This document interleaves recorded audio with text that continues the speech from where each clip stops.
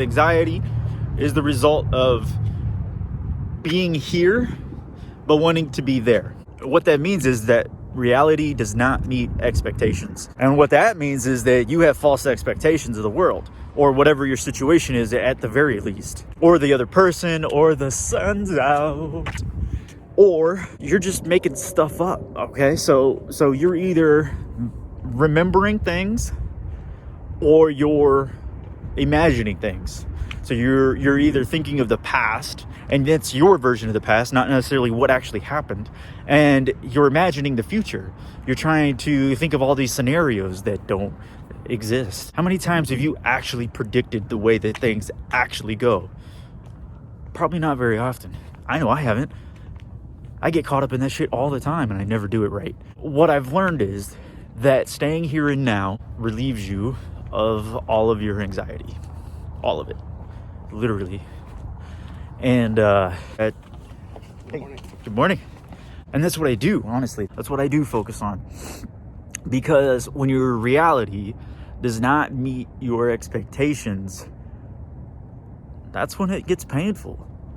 That's when heartache happens, all right? It's not because your relationship ended, it's because you were stuck on a certain situation that doesn't exist. That's why when you cut your finger, all right, and you're mad and you're just angry, it's because you wish you didn't cut your finger. It's because you want your finger not to be cut. It's not because you cut it. It's because you don't want it to be cut, but it is cut. So if you just accept things, and I'm not saying that if you just embrace and love the fact that you're bleeding and stuff, I'm not telling you to do anything like that. I'm just telling you that the reason that you're in pain is because you don't want what's happening to be happening.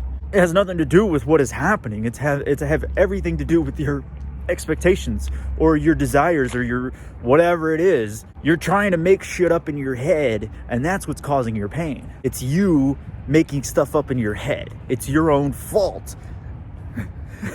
which sucks, because you're like, damn it, I'm the one causing all my pain.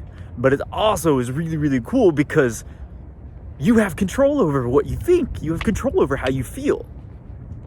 And it all starts with accepting reality the way it is. It all starts, and I'm not saying, oh, it is what it is, so fuck it. It's actually the opposite. It's this is how it is, so I'm going to create my own reality from it. His name's Kyle Cease. He does this thing called Evolving Out Loud. It's an interactive, it's so loud over here. I'm going to go back. It's an interactive, kind of like a self-help seminar kind of thingy. I don't remember what he calls it, but it's really cool. He was up on stage and he saw a monitor, you know, one of the speakers on the floor that help you hear yourself. It was pointed back at him, the monitor. And he said, if I wanted this monitor to be gone, I can never do anything about the monitor until I accept that it's there. Now, his context was a slightly different than where I'm going with all this, but it's the same idea. So when you cut your finger and you're wishing it wasn't cut, you're mad that it's cut and all that, how can you fix the situation when you're just angry about it? So in order to fix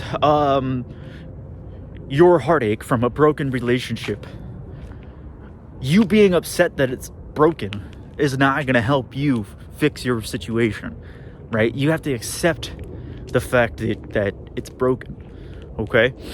And you have to accept the fact that this person doesn't want you in their life and all that stuff. So it sounds dramatic and it sounds painful and all this other stuff, but really it's a beautiful, beautiful realization. And the reason I think it is beautiful is because when you realize that things are exactly as they should be, you realize that that broken relationship will actually lead you in a better direction to fulfill what makes you happy, who makes you full of love and life. And once you realize that, then things become even better. Then things become peaceful. When things go bad, you understand that it's not necessarily bad. It's yin and yang. It just makes up a whole. You accept it the way it is, and it's a beautiful situation. So when you see things as they are, it's almost as if everything becomes beautiful. You know, I don't like the cold, And that's something that I'm really working on.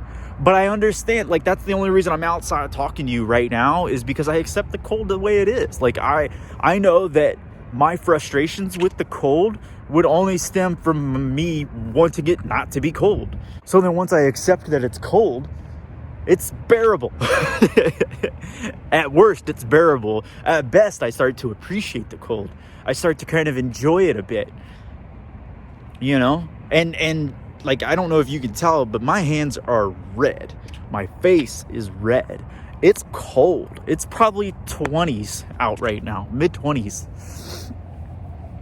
But if I don't fight it, if I accept it, if I embrace it, it doesn't hurt. It doesn't suck.